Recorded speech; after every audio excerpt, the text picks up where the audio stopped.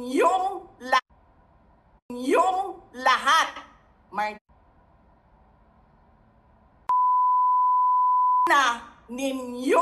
lahat.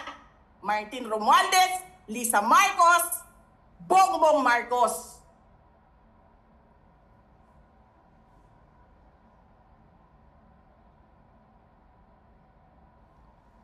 Ginigit-git nyo yung mga tao ko dyan sa envelope na yan. Lisa Marcos, naalala mo? Nagpadala ka sa akin ng video? Sinabihan mo ako saan kukunin ang pera. Pinakita mo ang muka ng tao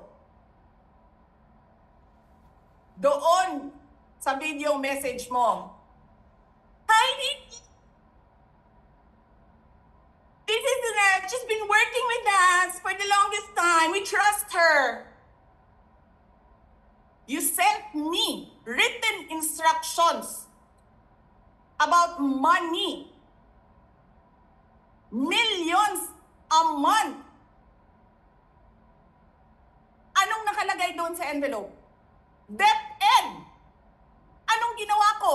Binigay ko sa DepEd.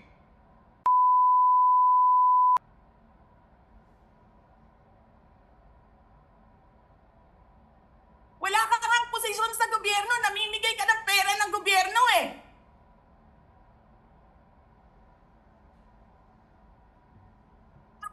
Sisirain nyo yung tangal ng mga kasama ko sa Office of the Vice President. Sasabihin nyo sa mga tao, nakaw yan, confidential funds yan. Niwala nga kayong isang proof na confidential funds yan. Naniwala lang kayo sa isang babae na ang pangalan ay Gloria Mercado na nagsabi confidential funds yan, na hindi nyo nga nilabas na wala pang confidential funds, meron ng white envelope. Kasi 2022 pa lang,